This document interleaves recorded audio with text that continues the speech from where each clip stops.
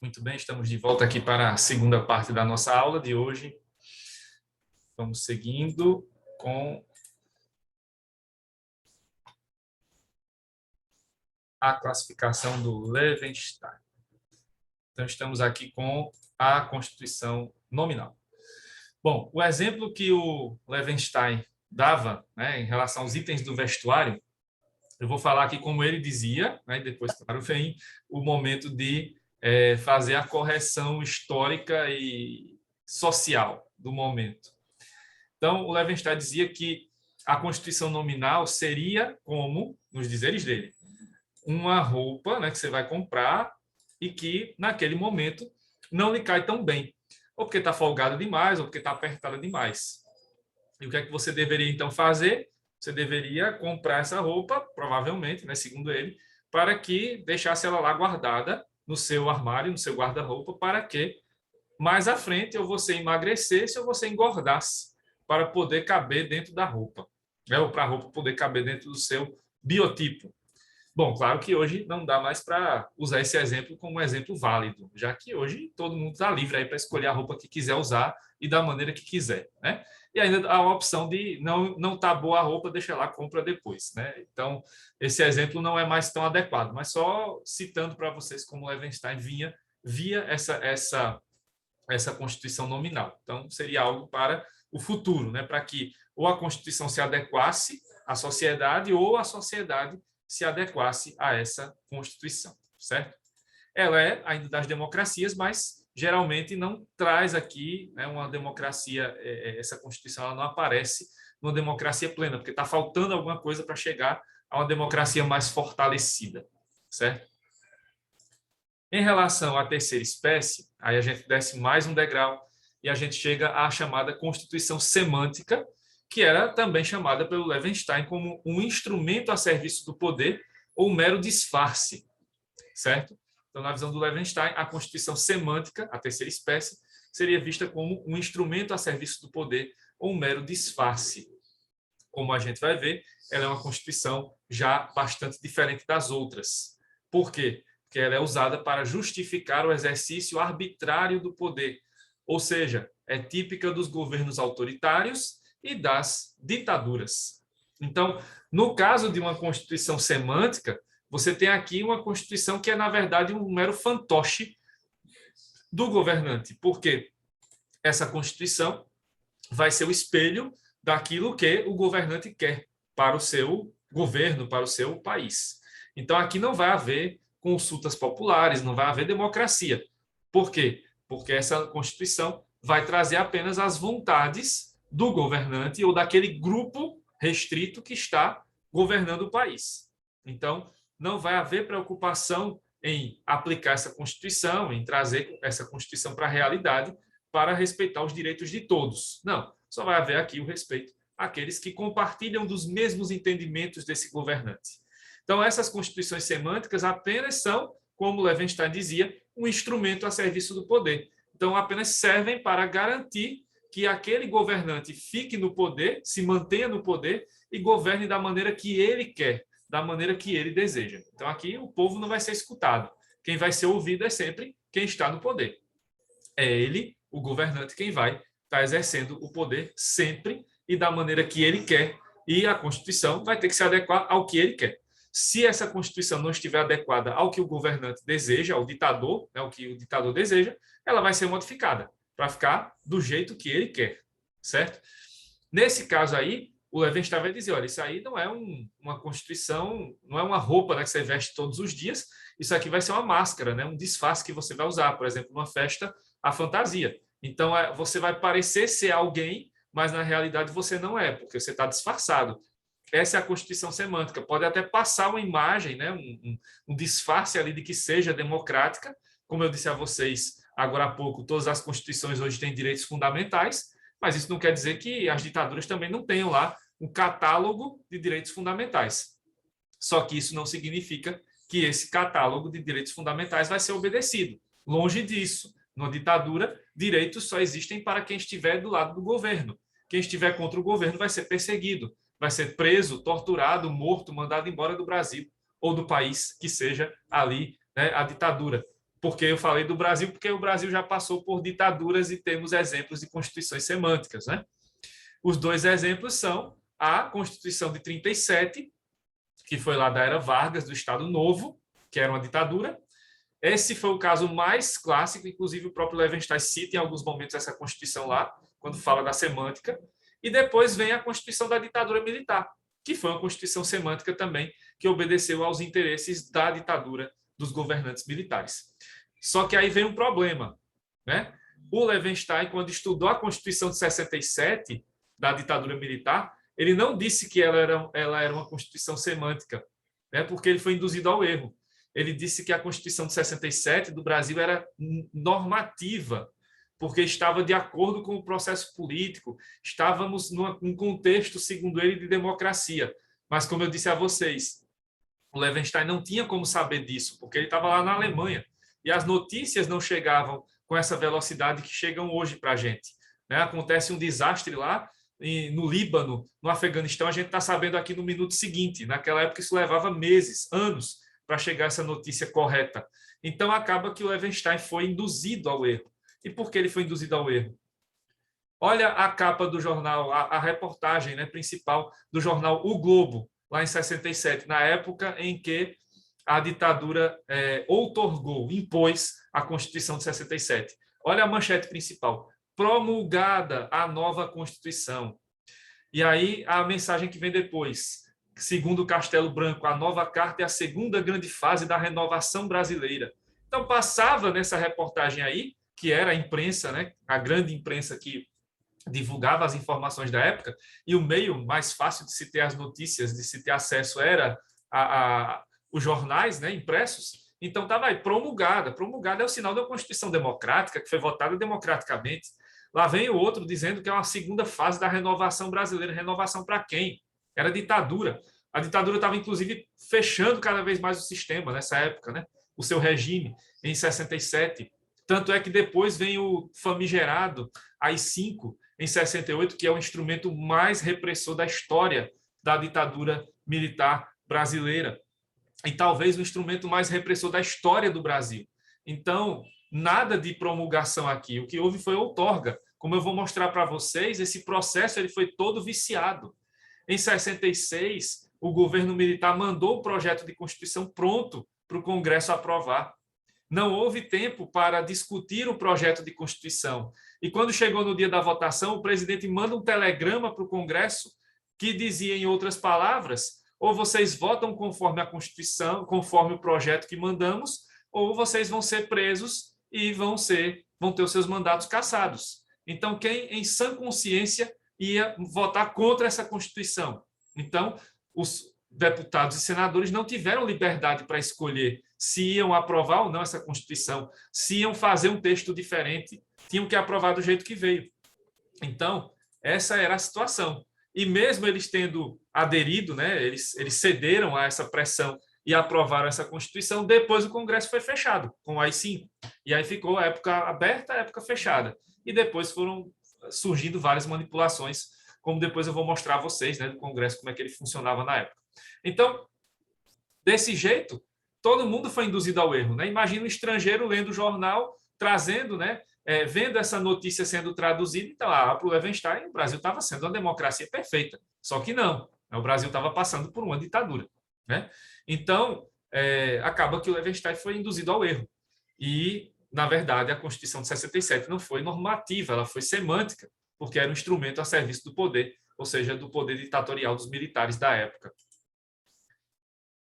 E hoje, né? A Constituição de 88, como é que fica em 2021, diante de uma notícia dessa que saiu alguns dias atrás? O presidente ameaça reagir fora das 4 linhas da Constituição a inquérito no STF. Só porque foi indiciado já quer sair da Constituição? E será que ele queria, desde o começo, realmente cumprir a Constituição? Será que esse é o interesse dele? Então, esse é o questionamento que fica, né, em relação à situação atual. A nossa Constituição está onde nessa classificação do Levenstein? Semântica não é, porque o Brasil não é uma ditadura. Ainda não. Né? Democracia plena também não é mais. Faz tempo que não somos. Né? Porque quando você tem um governo que está, nesse momento, né, os 3 poderes ali em crise, e você tem um presidente que ataca as instituições diariamente, e sua né? Sua horda vai junto, então você não tem aqui tranquilidade. As instituições estão funcionando? Não, não estão funcionando plenamente, não. Já faz muito tempo que no Brasil as instituições estão bem capengas, né? Estamos sofrendo uma crise política, uma crise institucional e, no nosso caso aqui específico, estamos vivendo uma crise constitucional. Como eu falei antes do intervalo, a nossa Constituição hoje está mais próxima da nominal do que da normativa. Ela hoje está encaixada no modelo nominal. A nossa Constituição é muito mais avançada do que a nossa sociedade em geral, porque a gente retrocedeu muito em relação aos valores principais da sociedade brasileira, né? Isso tem melhorado um pouco nesses últimos tempos, principalmente diante da derrocada desse governo, né, que não consegue sair do lugar, fica andando em círculos e sempre recorrendo a cortinas de fumaça como essas. Então, diante disso, muita gente está abandonando o barco, né? Mas isso não significa que a gente está livre ainda dessa situação toda, né? Pode ser que as coisas ainda piorem. Então, isso mostra a vocês que essa classificação do Levenstein, ela não é uma classificação parada, estanque, ela é uma classificação dinâmica. E com o passar do tempo, a Constituição pode subir os degraus ou pode descer. E no nosso caso, a gente está descendo. Espero que a gente não chegue ao ponto de ser uma Constituição semântica, porque aí seria o fim, né? A nossa Constituição de 88, que foi criada para ser a representação da nossa melhor forma de democracia, até hoje no Brasil, descer ao nível de ser uma Constituição semântica a serviço do poder. Espero que isso não aconteça, mas é possível acontecer, porque essa classificação é dinâmica. Então, ora essa Constituição pode estar como normativa, perfeita, lá encaixada com a sociedade e o Estado, ora ela pode descer um degrau e ir para a nominal, e ora ela pode descer mais um pouco e ir para a semântica. E a semântica ela pode subir um pouco, mas dificilmente ela vai ser normativa, porque se a semântica é um instrumento a serviço do poder, daquele poder que a criou, então quando esse poder sair, né, de cena, então os outros poderes nunca vão estar de acordo com essa Constituição. Então, no máximo, ela chega em nominal, mas nunca vai chegar a ser normativa. Aí só se vier outra Constituição mesmo, como foi o caso que eu citei para vocês do exemplo do Chile, que está fazendo a nova Constituição justamente para superar esse entulho autoritário que foi deixado pelo Pinochet, por esse ditador sanguinário que esteve lá no Chile por alguns anos, governando o país. Certo, gente? Então, aí nós temos essa classificação do Levenstein, certo? E o modelo do Levenstein. Então, era normativa, desceu para nominal, e espero que não caia mais um degrau e chegue na semântica, certo? Pessoal, alguma dúvida até aqui? Por enquanto não, professor. É só estudar e botar o negócio para moer, né? Então, tranquilo também, professor, para mim. Tá certo. Comecem a estudar de agora, para não acumular assunto. O tempo que vocês estiverem livres, já vão começando a estudar. Depois eu já coloco esses slides para vocês dessa primeira parte, que já ajuda aí nas pesquisas e nos estudos, né?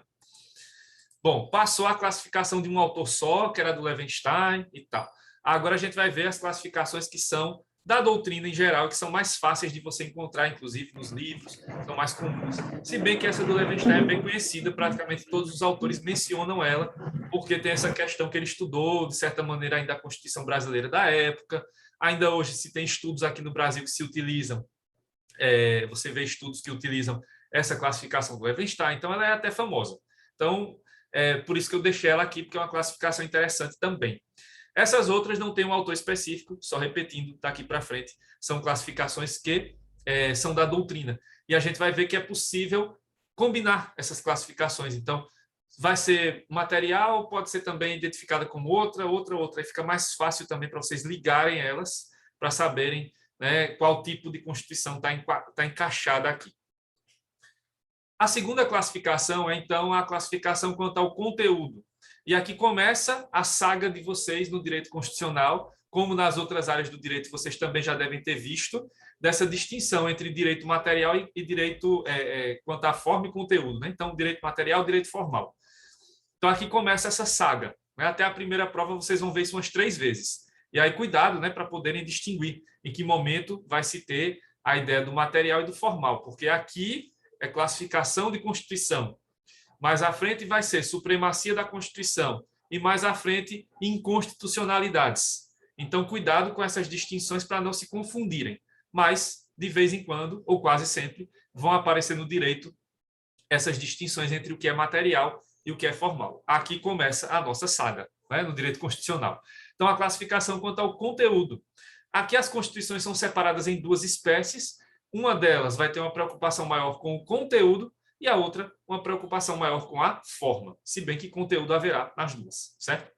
A primeira delas é a classificação, é a Constituição material, e a segunda é a formal. Deixa eu explicar cada uma separadamente. Então, quanto ao conteúdo, temos a primeira Constituição, que é a material. Na Constituição material, nós vamos ter uma maior preocupação com o conteúdo, nem tanto com a forma. Nesse caso da material, esse tipo de Constituição possui normas que regulam a estrutura do Estado, organização de seus órgãos e direitos fundamentais, independentemente da existência de um documento escrito com características de norma fundamental. Então, nos países que adotam a Constituição material, vamos ter um modelo mais próximo da Constituição costumeira, certo? Por quê? Nesses países, vocês vão poder encontrar essas normas constitucionais que tratam da organização do Estado, dos poderes e dos direitos fundamentais espalhadas pelo ordenamento jurídico. Então, elas podem vir por meio de uma lei específica, por meio de um costume, por meio das decisões da jurisprudência, ou seja, as decisões judiciais repetidas. Então, pode aparecer de qualquer forma. Por quê? Porque, geralmente, nesses países não há uma Constituição escrita, como é o caso da nossa. Então, eles têm as mesmas garantias que nós temos, só que elas não vão estar num documento só, como esse aqui, o nosso, né? A nossa Constituição. Tudo está aqui. As nossas principais normas sobre organização do Estado, dos poderes, né? A separação de poderes, os direitos fundamentais. Está tudo aqui nesse texto. Já no caso desses países que adotam o modelo material, essas normas vão estar espalhadas pelo ordenamento jurídico. Podem estar numa lei, podem estar no costume e podem estar na jurisprudência, certo? Aí entram, nesse modelo da Constituição material, aqueles 3 países que eu já mencionei aqui: Israel, Nova Zelândia e Reino Unido, que são as constituições, que são os países, perdão, que não têm Constituição escrita. Então, esses países estão no modelo da Constituição material, certo? Esses são os que se encaixam melhor nesse modelo, certo? Porque, nesse caso, a preocupação deles é com o conteúdo, não é com a forma. Então, não é tão relevante para eles a forma pela qual vai se garantir esses direitos, essas normas. O que importa é que elas existam lá e sejam garantidas, independentemente do meio pelo qual eles vão usar para garantir a existência, a validade e a eficácia dessas normas, certo? Então, essa é a Constituição material, que tem uma preocupação maior com o conteúdo. Já na segunda espécie, a formal, nós vamos ter uma maior preocupação com a forma.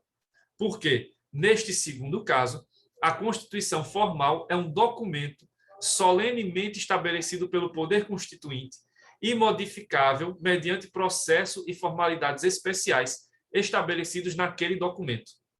Então, uma Constituição formal é uma Constituição que vem nesse formato aqui. É uma Constituição escrita, certo? É um documento escrito que vai representar, então, ali os principais interesses do Estado, da sociedade. E aqui, nesse conjunto de normas, vão estar as nossas principais garantias, certo?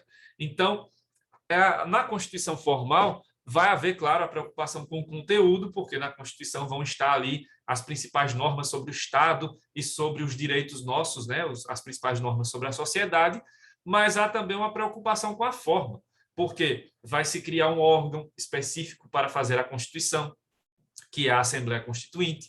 Lá vai haver uma série de situações, né, de procedimentos que vão ser seguidos, e vai se criar a Constituição bem organizada para que ela seja cumprida dentro dos limites estabelecidos quando ela foi feita. Então, tem uma série de formalidades para criar a Constituição, e depois que ela está pronta, existe outra série de formalidades que tem que ser obedecida para que ela possa ser modificada, que é aí o que está modificável mediante processos e formalidades especiais estabelecidos naquele documento.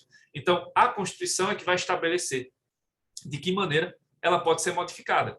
E aí vai haver uma série de formalidades para que se faça as mudanças nesse texto constitucional. Então, observe, conteúdo tem, e tem muito, inclusive. No nosso caso, são 250 artigos da Constituição, mais 114 da parte das disposições transitórias, são mais de 350, portanto, né? Então, conteúdo tem, muito, são muitos artigos, mas aqui há uma preocupação ainda maior com a forma, para garantir que essa Constituição seja protegida, tanto na fase em que ela está sendo feita, quanto depois, quando ela estiver pronta, né? Muitos assuntos não são materialmente constitucionais, exatamente, tem muita coisa que não precisava estar lá na Constituição, mas está. Depois eu vou falar melhor disso, né? Desses assuntos que não deveriam estar lá, mas que estão.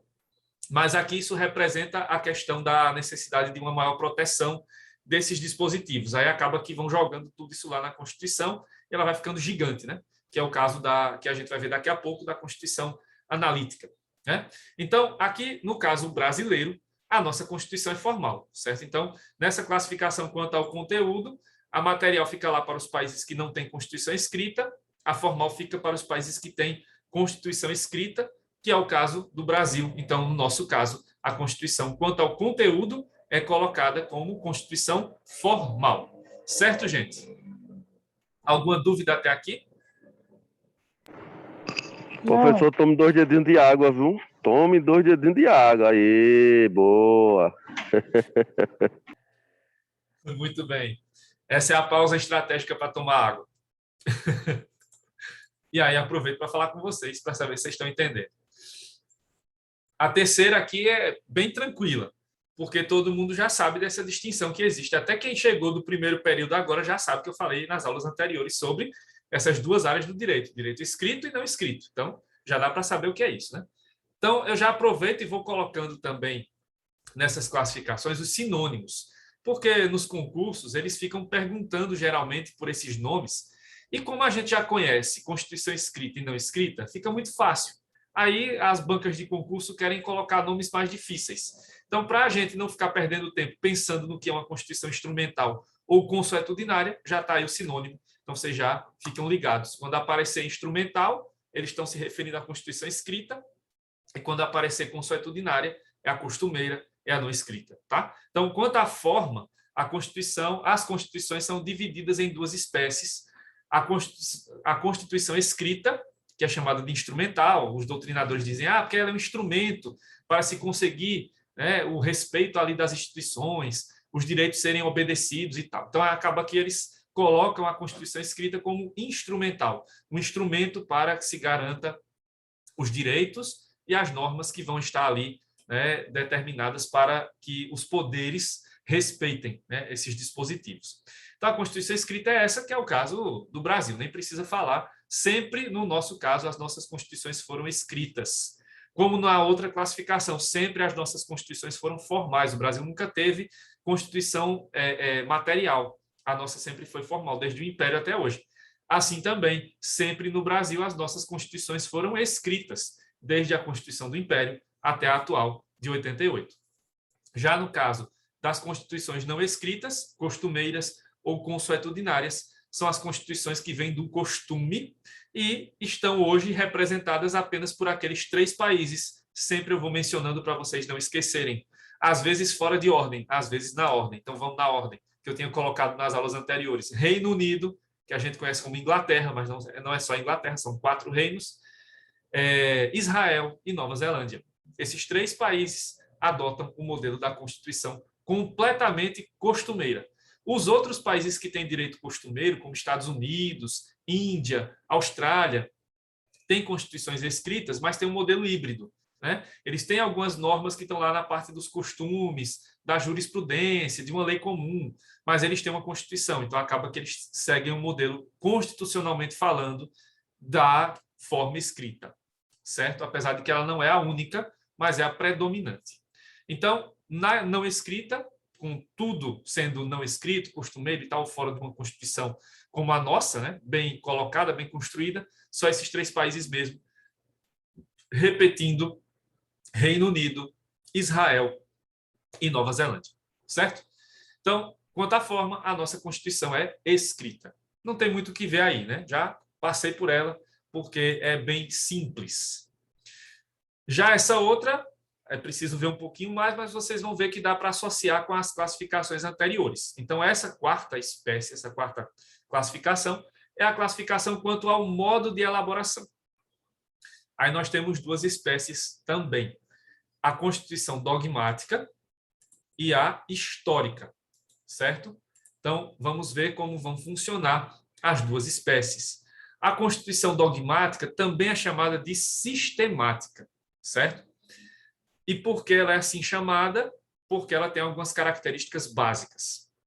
A Constituição dogmática ou sistemática é sempre escrita, é sempre elaborada por um poder constituinte e que sistematiza, ou seja, organiza os dogmas dominantes no momento histórico em que foi elaborada.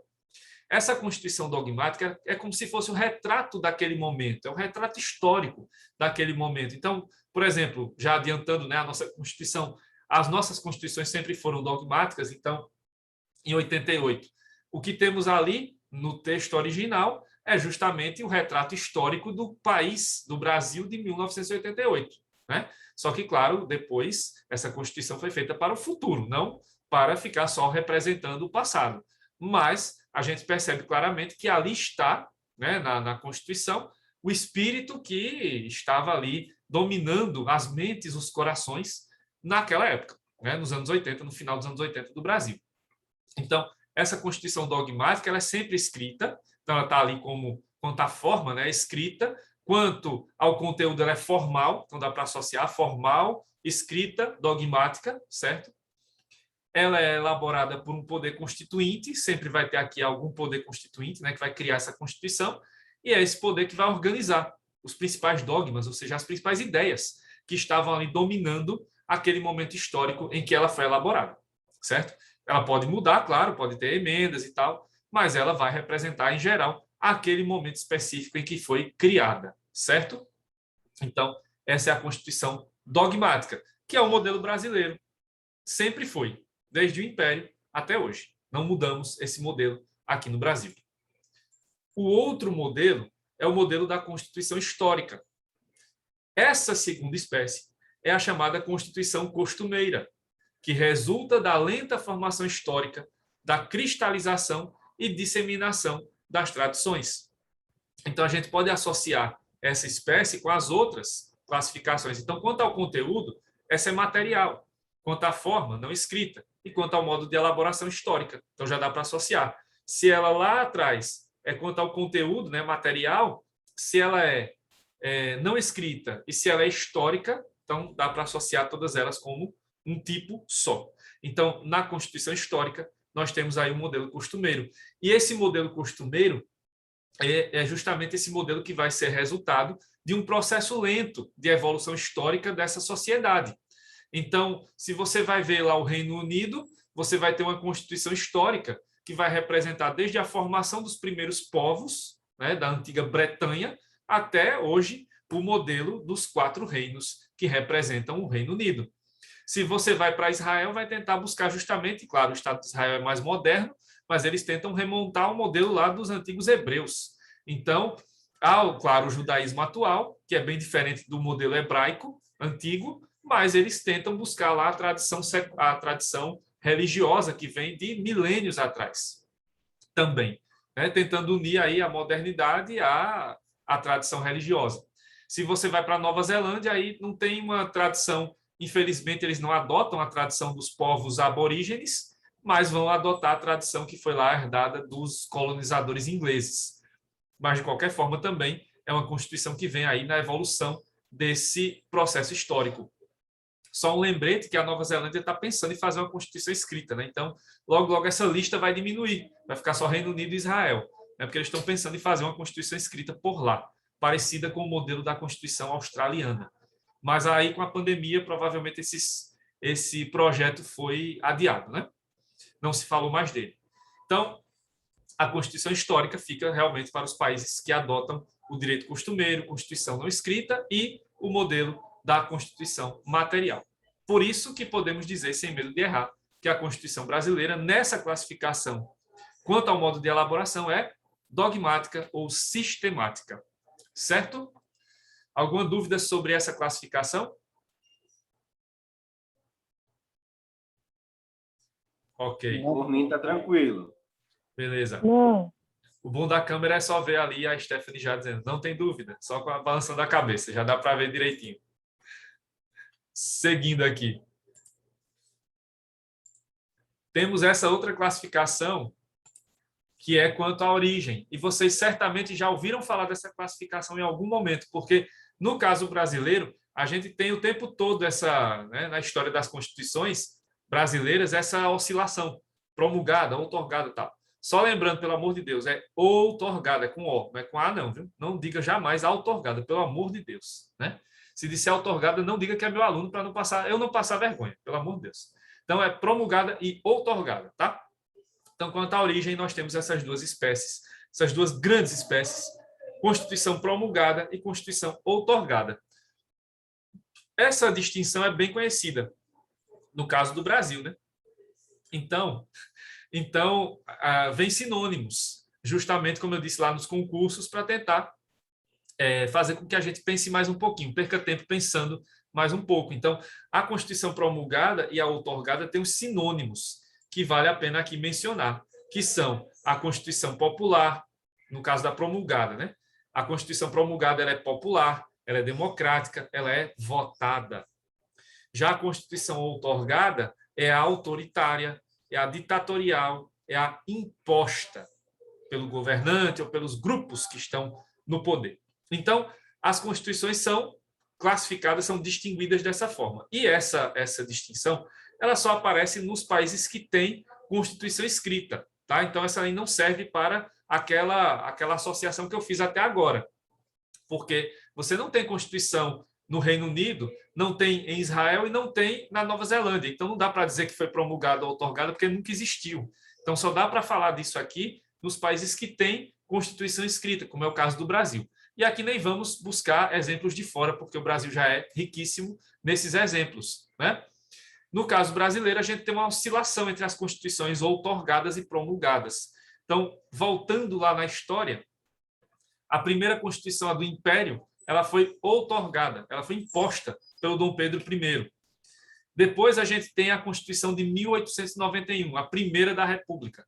Essa já foi promulgada, se bem que não foi muito democrática na sua aplicação, mas ela foi promulgada. Teve uma Assembleia Constituinte. Já foi a terceira Constituição em 34, a primeira da era Vargas, ela foi promulgada. Inclusive foi bem democrática, a Assembleia Constituinte foi bem legal, foi bem interessante. Mas em 37 começa a partir daí a oscilação. Aí em 37 a Constituição foi outorgada. Ela foi feita por uma pessoa só, inclusive, né? Não teve nem Assembleia Constituinte. Foi a pior de todas no que diz respeito aí ao autoritarismo, né? No caso da sua elaboração. Já em 46, quando a gente volta a ser uma democracia, aí temos de novo uma Constituição promulgada. Só que aí depois vem 67, veio o golpe em 64, e em 67 a ditadura militar faz a outorga. Então, a Constituição de 67 foi outorgada, como a gente já viu na primeira parte da aula, aquela manchete do jornal o Globo foi mentirosa, né? Porque não foi promulgada, ela foi outorgada, né? E aí chegamos a 88, Constituição promulgada. Mas observa, teve uma oscilação aí, né? Promulgada, outorgada. E aí eu não queria ser pessimista e não quero deixar vocês pessimistas. Mas se esse fatalismo da oscilação continuar na história brasileira, a próxima Constituição vai ser outorgada, porque a anterior foi outorgada, então se está nesse revezamento aí, a próxima tem chance de ser outorgada. Eu espero, claro, estar errado, porque isso aqui é mero exercício de futurologia, não tem cientificismo nenhum, né? Não é uma análise científica, estou só vendo aí por essa tendência, né? Mas espero que, claro, se houver uma próxima Constituição, que seja promulgada para a gente acabar com esse karma de ter uma Constituição promulgada e uma outorgada, uma democracia e uma ditadura. Já chega de ditadura no Brasil, né? Então, esse modelo, né, foi o modelo aí do Brasil, constituições promulgadas, outorgadas, a atual é promulgada, né? Mas há, na doutrina, uma outra espécie que aparece de vez em quando e é discutida por alguns autores, que foi essa que eu coloquei em vermelho, até como uma pergunta. E a Constituição cesarista? Que Constituição é essa? E onde é que ela se encaixa? Será que ela é uma terceira espécie? Será que ela se encaixa na promulgada? Será que ela é uma outorgada? Deixa eu explicar um pouquinho o que é a cesarista. Cesarista vem do nome César, aquele imperador romano. E o César, quando governou Roma, ele governou durante muito tempo por meio de plebiscitos. Então, ele ouvia a plebe, né, ele ouvia o povo ali, os seus próximos, para poder tomar algumas decisões. Se bem que era só uma decisão, uma oitiva, né? Uma forma de ouvir os plebeus de pro forma, né? Porque a última palavra era do César mesmo, do imperador. Mas acabou que, na história, ficou esse nome, né? Constituição Cesarista, porque seria uma constituição que seria colocada pelo governante sempre fazendo perguntas ao povo, fazendo plebiscitos. Seria essa a ideia. Então, para cada decisão importante, o governante ia lá e fazia um plebiscito, até sobre a própria Constituição, né? E aí, o que é que isso representa nessa classificação quanto à origem? Acaba que a Constituição Cesarista ela fica mais próxima da outorgada do que da promulgada, porque ela acabou sendo, principalmente no século passado, um instrumento utilizado pelos governantes que se configuraram como ditadores. Então, Hitler usou isso em alguns momentos, Mussolini na Itália, né, o Hitler na Alemanha. Aqui no Chile, o Pinochet fez um plebiscito sobre a Constituição chilena, né, essa que está em vigor até hoje. E aí ele perguntava lá, né, se o povo chileno votaria a favor ou contra. E aí na cédula de votação estava o sim, que era o que ele queria, bem grande, com a bandeira do Chile do lado. Então, aquilo como se fosse um ato patriótico. E do outro lado estava o não, com um quadrado preto, né, coberto ali de preto e bem menor, colocando já que, né, as pessoas que iam votar não iam votar no obscuro, iam votar naquilo que não era o que o governo queria. Então, isso tinha até a manipulação na própria eleição, na própria cédula de votação, sobre quem seria ali o vencedor ou o suposto vencedor. E aí, nesses plebiscitos, também acaba que nesses governos ditatoriais há uma forma de controle, porque, como é uma ditadura, não há liberdade para a votação, os resultados acabam sendo 90% a favor, 10% contra. E aí você acaba conseguindo, claro, o governo ditatorial vai acabar conseguindo furar esse bloqueio, né, do tal voto secreto, do hipotético voto secreto, para poder identificar quem são esses 10% que votaram contra.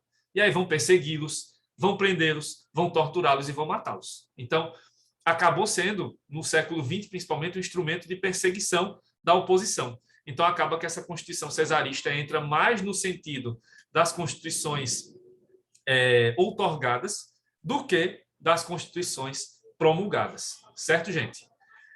Ficou clara essa classificação? A promulgada é a nossa atual, já tivemos outorgadas. Cesaristas nunca tivemos no Brasil, porque nunca os ditadores quiseram dar uma de democratas. Né? O máximo que fizeram foi manipular lá a votação no Congresso para dizer que tinha sido promulgada sem ser. Mas nunca chegaram a governar por plebiscitos aqui. Certo? Bom, então, deixa eu fazer aquele segundo intervalo, que eu vou voltar só para explicar a vocês a questão do relatório do evento de ontem. Certo? Para explicar, colocar a data aí. O tão esperado momento vai chegar. Vai, professor, para o intervalo. Aguardem aí que eu já volto, tá?